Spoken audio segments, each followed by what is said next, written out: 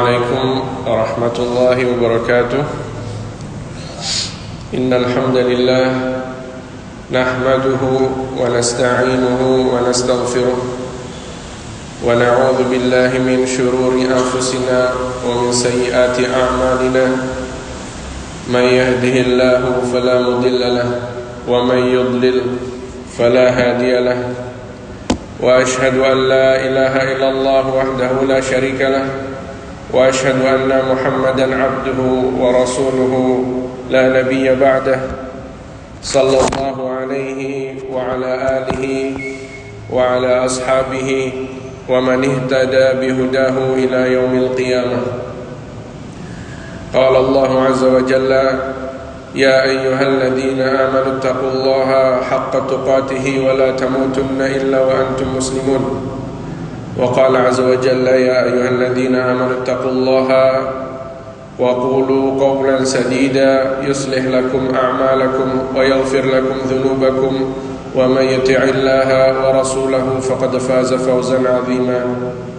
فإن أصدق الحديث كتاب الله وخير الهدي هدي محمد صلى الله عليه وسلم وشر الأمور محدثاتها وكل محدثة بدعة وكل بدعة ضلالة وكل ضلالة في النار.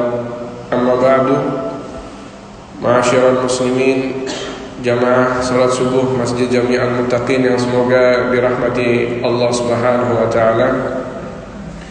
Pertama-tama kita memuji syukur kehadirat Allah Subhanahu wa taala atas limpahan nikmatnya, nikmat iman, nikmat Islam, nikmat sehat yang kita rasakan sampai detik ini.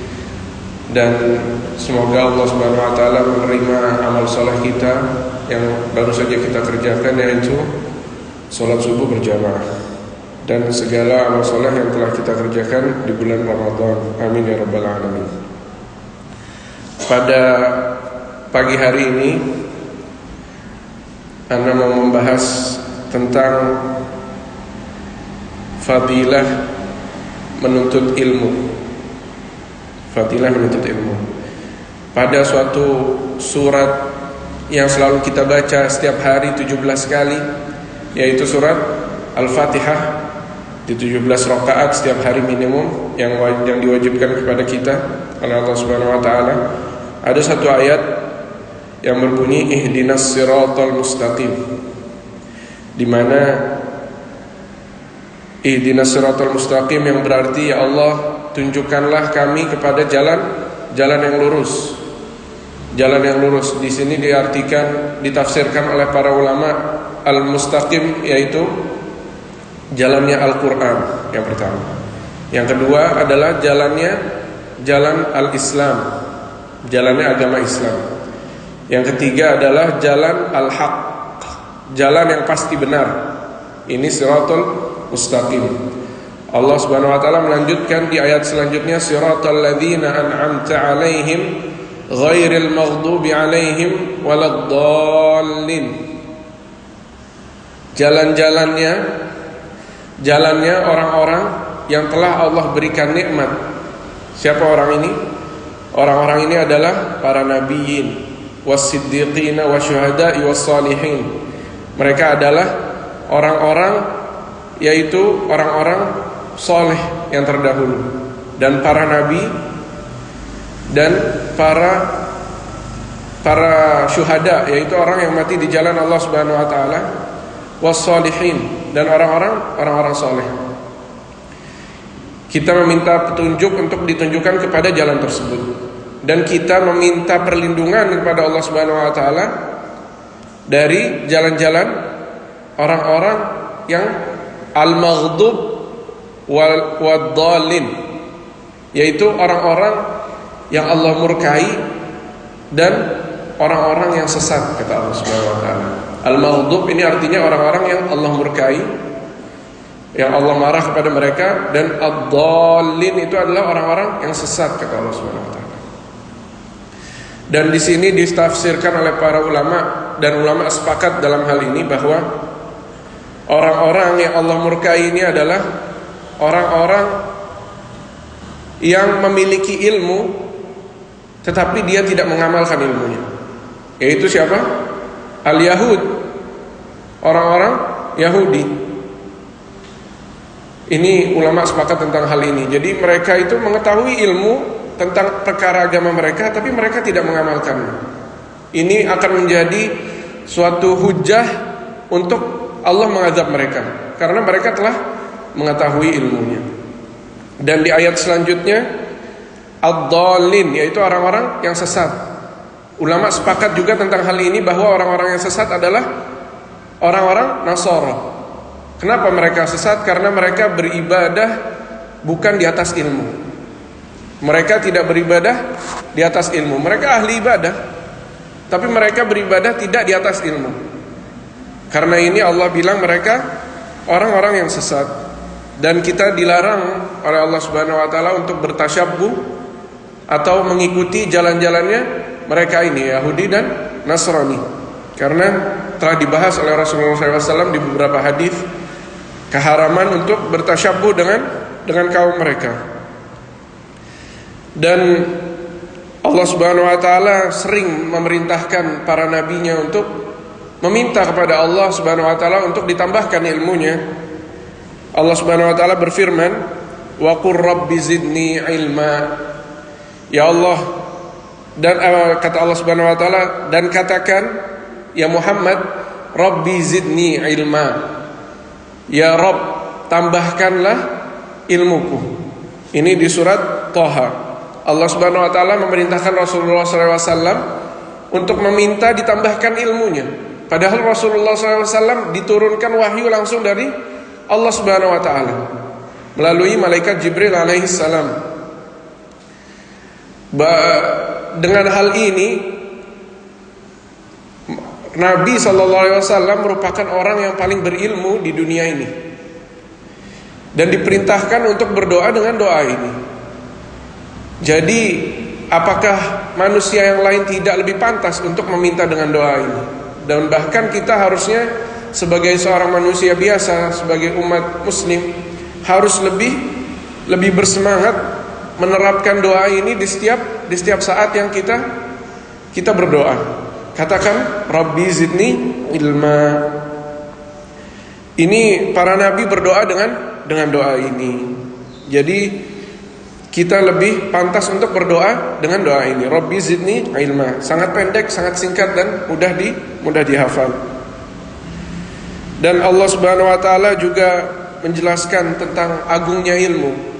Di suatu ayat di surat Al-Mujadilah, Allah Subhanahu wa taala berfirman, A'udzubillahi minasyaitonir rajim, ya ayyuhalladzina amanu idza qila lakum tafassahu fil majalisi fafsahu yafsahillahu lakum wa idza qila anshuzu fanshuzu yarfa'illahu alladhina amanu minkum walladhina utul ilma darajat wattaqullaha wallahu bima ta'maluna khabir. Allah berfirman di sini, yang menjadi syahidnya yaitu Allah mengangkat derajat orang-orang yang beriman. Yarfa'illahu alladhina amanu minkum, orang-orang yang beriman dari kalian. Walladhina utul ilma darajat. Setelah Allah menyebutkan orang-orang yang beriman dan orang-orang yang memiliki ilmu, walladhina utul ilma darajat, beberapa derajat, bukan satu derajat. Dan satu derajat yang mana kita ketahui bahwa di sisi Allah Subhanahu wa taala, yaitu di surganya Allah Subhanahu wa taala, satu derajat jaraknya antara derajat satu dengan derajat yang lain sejauh antara langit dan bumi. Itu satu derajat di sisi Allah Subhanahu wa taala. Dan bagaimana ini beberapa derajat? Dan dibahas oleh para ulama, ini bukan 1-2 derajat, tapi bisa ratusan derajat diangkat oleh Allah Subhanahu wa taala. Dan diangkat di sini maksudnya diangkat di dunia dan di akhirat. Derajat mereka, orang-orang yang memiliki ilmu, diangkat di dunia dan di akhirat. Dan Allah Subhanahu wa taala juga berfirman tentang Nabi Daud dan Nabi Sulaiman alaihi wassalam. Allah Subhanahu wa taala berfirman, "Wa laqad atayna Daud wa Sulaimana ilma wa qala alhamdulillahilladzi faddalana 'ala katsirin min ibadihi almu'minin." Dan sesungguhnya kami telah memberi ilmu kepada Daud dan Sulaiman, dan keduanya mengucapkan segala puji bagi Allah yang melebihkan kami dari kebanyakan hamba-hambanya yang beriman dengan ilmu. Lihat bahwa di ayat di atas ini Allah Subhanahu wa taala memuliakan Nabi Sulaiman dan Nabi Daud alaihi wassalam, sehingga orang-orang yang beriman akan Allah tingkatkan derajatnya dengan dalil-dalil yang telah kita sebutkan. Allah meninggikan derajat orang yang berilmu di atas orang-orang yang sekedar beriman. Allah meninggikan derajat orang-orang yang berilmu dan beriman di atas orang-orang yang sekedar beriman saja, beriman dan beribadah. Beriman dan beribadah tanpa ilmu ini tidak lebih baik dari orang-orang yang berilmu dan beriman kepada Allah Subhanahu wa taala. Dan Allah Subhanahu wa taala juga memerintahkan malaikat untuk sujud kepada Nabi Adam alaihissalam. Karena apa? Karena ilmu yang dimiliki oleh Nabi Adam alaihissalam setelah Allah ajarkan ilmu tersebut. Allah Subhanahu wa taala berfirman dalam surat Al-Baqarah, wa 'allama Adam al-asma'a kullaha thumma 'aradahum 'alal malaikati faqala anbi'uni bi asma'i haula'i in kuntum shadiqin. Qalu subhanaka la ilma lana illa ma 'allamtana innaka antal alimul hakim. Dan Allah mengajarkan kepada Nabi Adam alaihissalam seluruh nama-nama, al-asma'a kullaha, semua. Thumma 'aradahum 'alal malaikah. Kemudian Allah Subhanahu wa taala memaparkannya ke malaikat, mempertontonkannya ke depan malaikat. Maka Allah Subhanahu wa taala berfirman, faqala anbi'uni bi asma'i haula'i in kuntum shadiqin. Maka kabarkanlah kepadaku, kata Allah Subhanahu wa taala, atas nama-nama ini, in kuntum shadiqin, jika kalian merupakan orang-orang yang benar. Kata para malaikat, qalu subhanaka la ilma lana illa ma 'allamtana innaka antal alimul hakim. Mereka berkata, maha suci Engkau ya Allah, sungguhnya tidak ada ilmu bagi kami sedikit pun kecuali apa yang telah Engkau ajarkan kepada kami. Jadi di antara kemuliaan Nabi Adam alaihissalam adalah dengan ilmu yang Allah ajarkan kepada Nabi Adam alaihissalam. Oleh karenanya ayat yang menyebutkan pengangkatan derajat orang-orang yang berilmu di atas orang-orang beriman dalam surah Al-Mujadilah ayat 11 tadi, maksudnya adalah Allah akan mengangkat derajatnya baik di dunia maupun di akhirat. Dan setelah itu Allah Subhanahu wa taala juga bersaksi tentang suatu hal yang sangat agung, yaitu la ilaha illallah. Dan Allah menyaksikannya dengan apa? Dengan dirinya Allah Subhanahu wa taala. Syahidallahu annahu la ilaha illahu wal malaikatu wa ulul ilm. Allah menyandingkan di sini setelah Allah menyebutkan dirinya bersaksi atas la ilaha illallah, Allah menyebutkan wal malaikah, dan para malaikat. Setelah para malaikat Allah sebutkan wa ulul ilm, dan orang-orang yang memiliki ilmu. Allah di sini menyamaratakan orang-orang yang memiliki ilmu, para nabi, para rasul, dengan orang-orang yang memiliki ilmu. Jadi di sini Allah meninggikan derajat orang-orang yang berilmu disamakan dengan para nabi dan para rasul. Subhanallah. Allah meninggikan derajat mereka, para sahabat, mereka orang-orang yang berilmu, para tabi'in. Allah menyebutkan di sini bahwa yang bersaksi atas la ilaha illallah itu adalah kalimat yang paling agung. Allah bersaksi tentang kalimat tersebut dan Allah menyandingkannya dengan para malaikat wa ulul ilm. Bukan Allah menyebutkan wan nabiyina atau wal anbiya wal mursalin. Tidak. Allah tidak menyebutkan tersebut seperti itu. Tetapi Allah menyamakan orang-orang yang berilmu dengan mereka, orang-orang yang paling tinggi derajatnya di sisi Allah Subhanahu wa taala. Dan Allah Subhanahu wa taala juga menjelaskan tentang keagungannya ilmu adalah pada surat Az-Zumar. Allah Subhanahu wa taala berfirman, Qul hal yastawil ladzina ya'lamuna wal ladzina la ya'lamun innama yatadzakkaru ulul albab. Katakan ya Muhammad, maksudnya di sini, hal yastawil ladzina ya'lamuna wal ladzina la ya'lamun. Apakah sama orang-orang yang mengetahui dan orang-orang yang tidak mengetahui, orang-orang yang berilmu dengan orang-orang yang tidak berilmu? Sesungguhnya orang-orang yang berakal lah yang dapat menerima pelajaran, kata Allah Subhanahu wa taala. Dalam istilah syariat, perkataan ini disebut istifhamun inkari. Istifham itu pertanyaan. Istifham inkari. Maksudnya di sini Allah bertanya, tapi maksudnya Allah bukan bertanya di sini. Allah menyatakan bahwa ya betul-betul tidak sama gitu. Sangat tidak sama orang-orang yang berilmu dengan orang-orang yang tidak berilmu.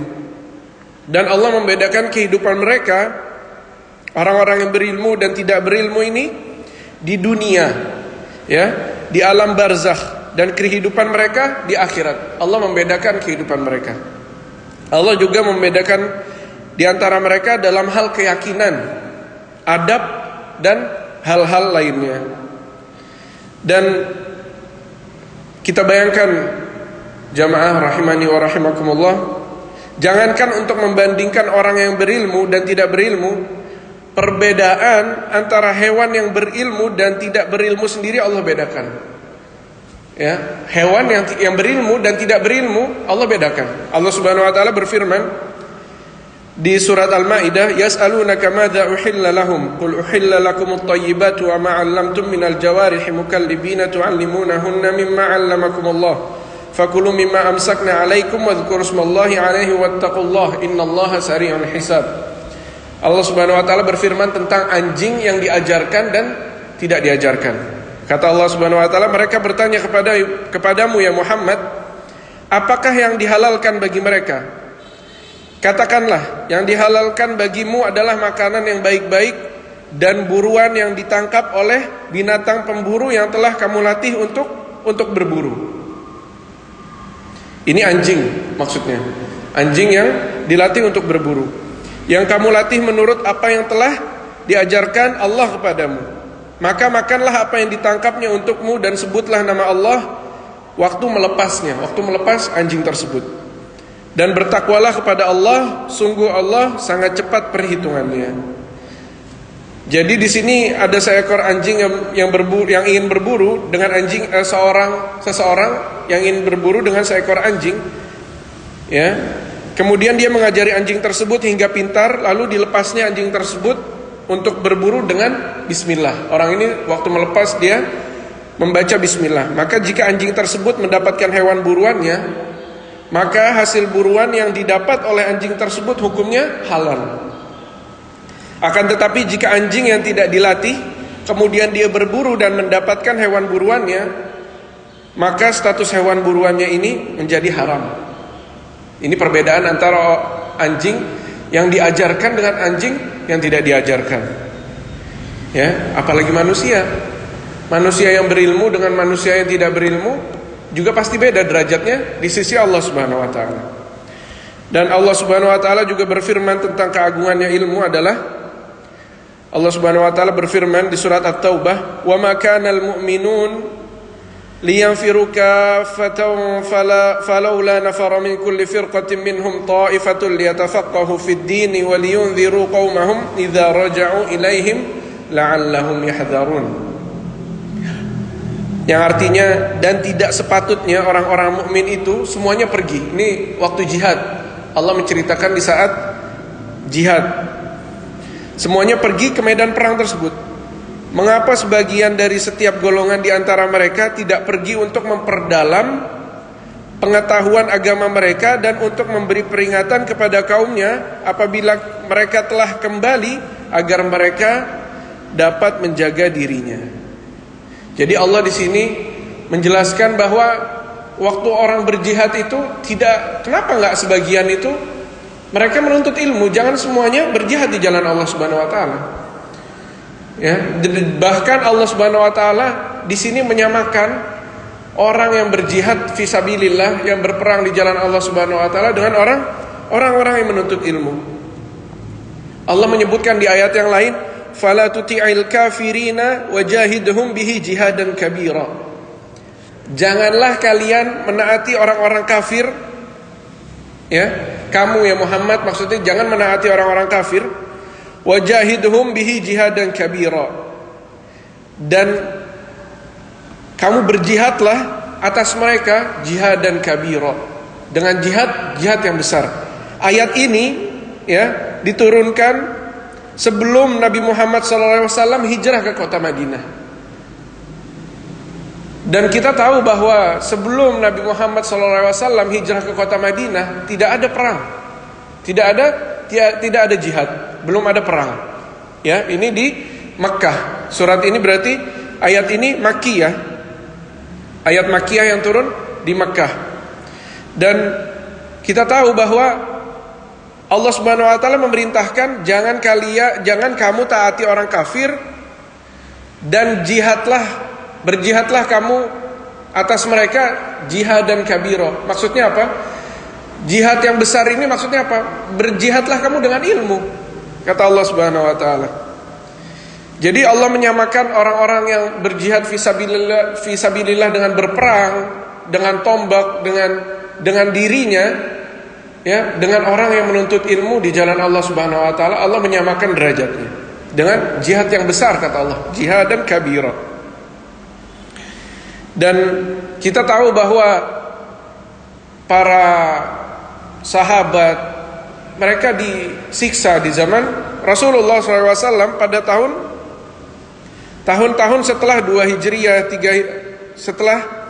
sebelum mereka berhijrah dari Mekah Al-Mukarramah. Sebelum mereka berhijrah dari Mekah, mereka disiksa. Ahlu Yasir, keluarganya Ammar bin Yasir, keluarganya Yasir, Bilal bin Rabah, dan para sahabat yang lain, mereka disiksa oleh al-kafirin al-musyrikin, orang-orang musyrik, hingga mereka berhijrah ke Madinah. Setelah itu maka mereka berperang baru di jalan Allah Subhanahu wa taala, berjihad di jalan Allah Subhanahu wa taala. Dan Nabi Muhammad SAW berkata kepada Ahlu Yasir, sabron ya ala Yasir fa inna mau'idukumul jannah. Bersabarlah ya keluarga Yasir, wahai keluarga Yasir, bersabarlah, karena mereka keluarganya dihabisi oleh para al-musyrikin, Abu Jahal dan lain-lain. Bersabarlah kalian wahai keluarga Yasir, karena kata Rasulullah SAW, sesungguhnya yang Allah akan janjikan kepada kalian adalah al-jannah, surganya Allah Subhanahu wa taala. Dan Rasulullah SAW juga bersabda tentang keutamaan Masjid Nabawi. Rasulullah SAW bersabda bahwa man jaa masjidi hadza lam ya'tihi illa al-khair yata'allamuhu aw yu'allimuhu fahuwa bimanzilatil mujahid fi sabilillah. Wa man jaa li ghairi dzalik fahuwa bimanzilatir rajul yanzuru ila mata'in ghairi. Hadis ini dikeluarkan oleh Ibnu Majah, yang artinya adalah barang siapa yang datang kepada masjidku ini, Masjid Nabawi maksudnya, ya, dan dia tidak datang selain untuk kebaikan yang dia pelajari atau dia ajarkan. Maksudnya orang menuntut ilmu di Masjid Nabawi tersebut, atau dia mengajarkan ilmu yang dia miliki, maka dia seperti orang yang berjihad di jalan Allah Subhanahu wa taala. Dan barang siapa mendatanginya untuk selain itu, maksudnya bukan untuk menuntut ilmu, maka dia seperti orang yang melihat barang milik orang lain. Seperti orang yang melihat barang milik orang lain, mata'an li ghairi. Seperti melihat, ya, maksudnya dia tidak mendapatkan pahala berjihad di jalan Allah Subhanahu wa taala.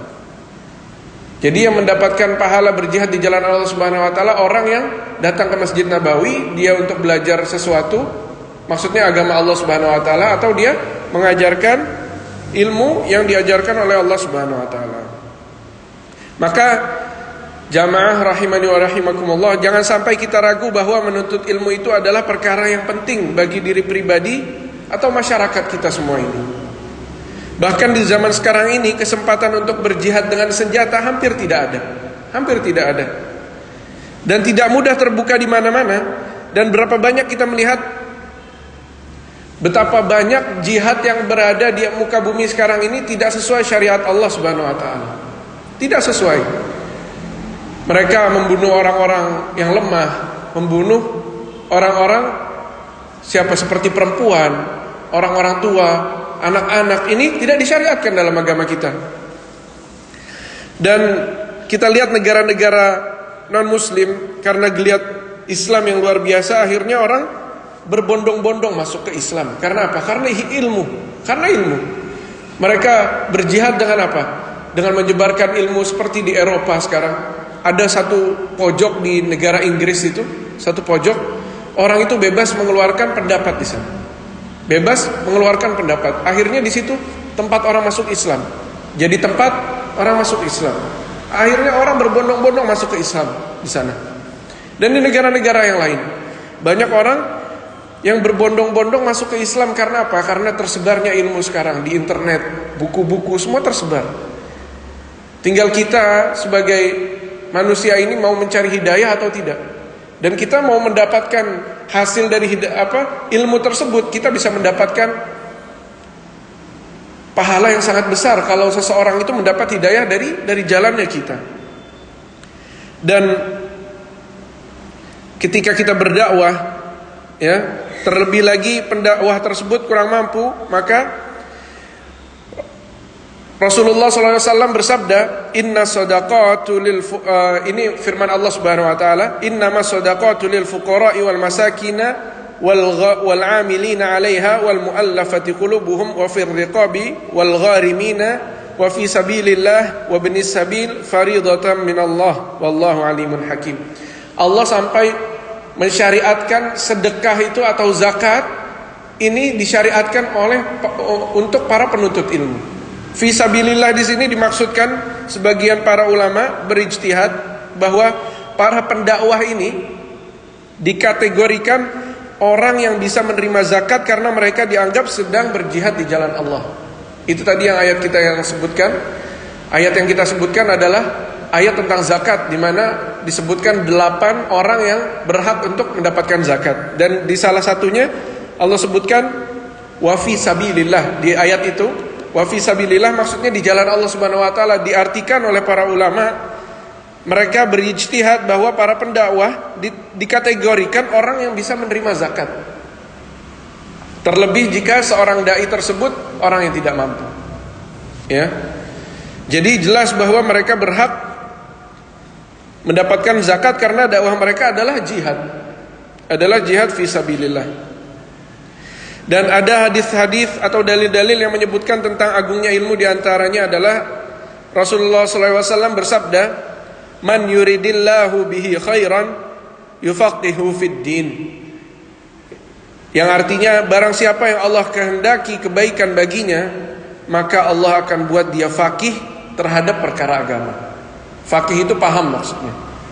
Jadi jika Allah menginginkan seseorang itu mendapatkan kebaikan atau kebaikan Allah kehendaki bagi seseorang tersebut, Allah membuatnya paham agama. Hadis ini dikeluarkan oleh Imam Bukhari rahimahullah rahmatan wasi'ah. Dalam hadis ini Ibnu Hajar rahimahullah menyebutkan bahwa khairan dengan nakirah di sini, khairan dengan nakirah litafkhim, untuk menunjukkan bahwa jika Allah ingin kebaikan yang besar, bukan kebaikan biasa, kebaikan yang besar bagi seorang hamba, Allah akan buat dia paham tentang agama. Oleh karenanya jika kita semua ini tertarik untuk belajar agama, tertarik untuk menghadiri majelis-majelis ilmu, maka itu adalah tanda kebaikan bahwa Allah Subhanahu wa taala masih sayang kepada kita. Ini harus kita syukuri. Dan oleh karena itu sebagian ulama menyebutkan ada satu qawaid namanya mafhum al-mukhalafah, yaitu pemahaman yang terbalik. Jadi kita artikan dengan pemahaman yang terbalik dari hadis ini adalah bahwa barang siapa yang Allah inginkan keburukan baginya, Allah akan buat dia bodoh dalam urusan agama. Jadi kita harus menghindari pengertian tentang ini. Kalau kita, bagaimana cara kita menghindari? Cukup kita datang ke majelis ilmu. Kita cari majelis ilmu. Sekarang bertebaran majelis ilmu dimanapun. Bahkan kalau kita buka YouTube, kita cari majelis ilmu, kita buka 3 detik langsung terbuka itu. Majelis ilmu yang kita cari langsung terbuka. Dan hendaknya kita memilih-milih dalam mencari guru, dalam menuntut ilmu. Ya. Karena dalam perkara agama ini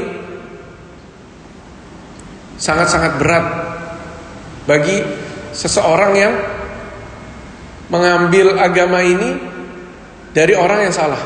Sangat-sangat berat. Kenapa? Karena ini akan menjadi tanggungan kita di akhirat nanti, dan akan menyebabkan kita berada di jalan yang benar atau di jalan yang salah. Bahkan kita sendiri, kalau kita datang ke dokter untuk mengobati diri kita, atau kita mengobati anak kita, pasti kita memilih dokter-dokter yang terbaik. Ini kalau untuk penyakit berat. Walaupun kita mendapati penyakit ringan, kita milih-milih untuk datang ke dokter yang mana. Ya, apalagi dalam perkara agama harus jauh lebih kita perhatikan. Dan ada satu hadis, kita tutup dengan hadis ini. Ini hadis yang agak-agak panjang dan sering kita sebutkan, yaitu Rasulullah SAW pernah bersabda, "Man salaka tariqan yabtaghi fihi ilman sahhalallahu lahu tariqan ilal jannah." Barang siapa yang menempuh suatu jalan, di mana di jalan itu dia menuntut ilmu di jalan Allah Subhanahu wa taala, yaitu ilmu syar'i yang dimaksud di sini. Allah akan memudahkan dengan dengan usaha dia tersebut, Allah akan mudahkan jalannya ke surganya Allah Subhanahu wa taala. Dan bukankah setiap amal saleh yang kita kerjakan, seperti kita sholat wajib ini sekarang, sholat wajib subuh tadi, baca Al-Quran, dan segala amal soleh apapun, langkah kita ke masjid, itu merupakan amal soleh yang memudahkan ke surga. Betul kan? Pasti itu memudahkan ke surga. Tapi kenapa di sini Rasulullah SAW menyebutkan dan menghususkan menuntut ilmu itu Allah akan mudahkan jalannya ke surganya Allah Subhanahu wa taala? Kenapa? Bahwa Rasulullah SAW di sini mengkhususkan menuntut ilmu itu akan Allah mudahkan jalannya ke surganya Allah Subhanahu wa taala. Jawaban dari sebagian ulama adalah karena jalan termudah dan bahkan lebih mudah dari yang lainnya untuk menuju surga adalah dengan menuntut ilmu. Ini jalan paling mudah. Karena dengan seseorang memiliki ilmu, dia akan belajar tentang hal-hal buruk yang harus dia jauhi, seperti kesyirikan, hal-hal yang menyimpang, bid'ah, dan lain-lain. Dan kesalahan-kesalahan yang lain semua kita dapat hindari jika kita mengetahui ilmunya tentang hal-hal yang buruk tersebut. Bahkan para ulama menyebutkan, aku menuntut ilmu tentang hal-hal yang buruk agar aku tidak terjerumus ke dalam hal-hal yang buruk tersebut. Ini sungguh perlu diperhatikan. Kalau kita tidak belajar terhadap hal-hal yang buruk, maka pasti kita akan terjerumus ke dalam hal-hal yang buruk tersebut tanpa kita ketahui.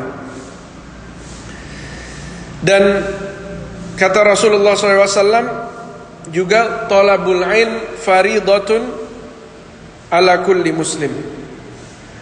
Menuntut ilmu itu wajib untuk setiap muslim, kata Rasulullah SAW. Disebutkan bahwa menuntut ilmu ini wajib, maka pasti berpahala. Segala hal yang wajib pasti berpahala, dan pahalanya sangat besar di sisi Allah Subhanahu wa taala. Maka sebagaimana sholat, puasa, umrah, dan haji mendapatkan pahala, maka dengan menuntut ilmu juga akan mendapatkan pahala. Ya, dan kita lanjutkan tentang hadis yang telah kita sebutkan tadi. Wa innal malaikah la tad'u ajnihataha ridhan li talabil ilm.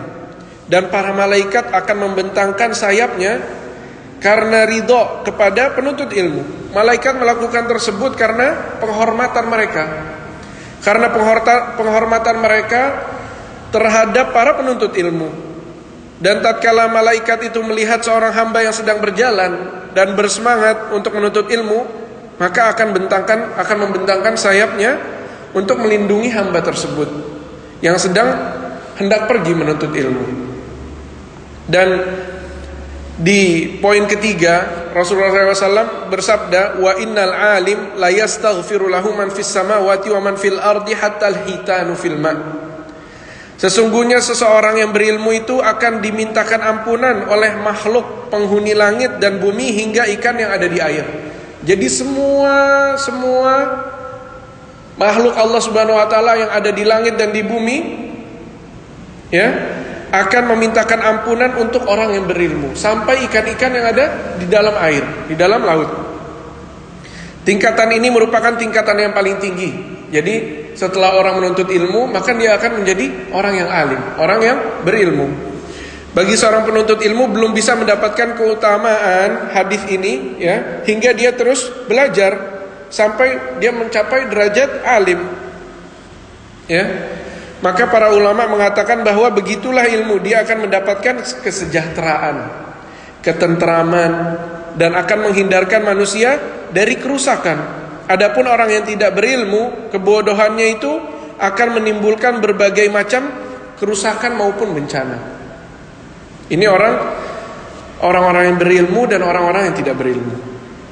Dan poin yang keempat, Rasulullah SAW mengatakan wa fadlul alim alal abid ka fadlil qamari ala sairil kawakib. Ini sering kita jelaskan bahwa kelebihan atau keutamaan seorang alim dibandingkan dengan seorang ahli ibadah adalah ibarat keutamaannya rembulan atas seluruh bintang. Kita ketahui bahwa bulan hanya satu di langit, dan sinarnya itu dapat menyinari bumi yang seluas ini dapat disinari oleh bulan tersebut. Dan kita lihat bintang-bintang kecil dan tidak dapat menyinari bumi seperti sinarnya bulan. Dan ini perbandingan antara orang yang berilmu dan tidak berilmu. Jadi orang yang berilmu tersebut dapat menyinari sekitarnya. Orang-orang di sekitarnya dapat disinari dengan dia menyebarkan ilmu tersebut. Dia menasehati orang-orang yang dapat dia nasihati. Dan di poin yang kelima, Rasulullah SAW bersabda, innal ulama warasatul anbiya.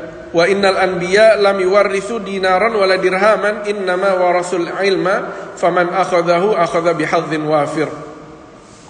Sesungguhnya para ulama adalah pewaris para nabi, dan para nabi tidak mewariskan dinar maupun dirham, akan tetapi mereka mewariskan apa? Hanya ilmu. Barang siapa yang mengambilnya, maka ia telah mengambil bagian yang sangat-sangat besar. Dan Rasulullah Abu Bakar As-Siddiq memberikan jawaban bahwa Rasulullah SAW pernah bersabda, la nurath ma tazakkana sadaqah. Rasulullah SAW ketika meninggal dunia dan diminta hartanya ini oleh sebagian dari keluarganya Rasulullah SAW, dan Abu Bakar As-Siddiq menjawab dengan hal ini, sesungguhnya harta peninggalan kami tidak diwarisi, apa yang kami tinggalkan adalah sedekah.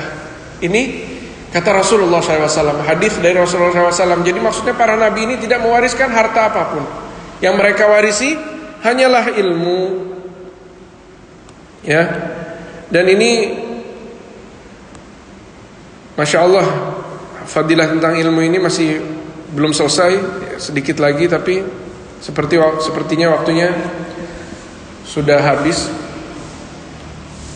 Apa ada pertanyaan mungkin dari jamaah? Kalau nggak ada, kita tutup. Insya Allah kita lanjutkan sedikit lagi besok insya Allah. Allahu a'lamu bishawab. Subhanakallahumma bihamdik, asyhadu an la ilaha illa anta, astaghfiruka wa atubu ilaik. Wassalamualaikum warahmatullahi wabarakatuh.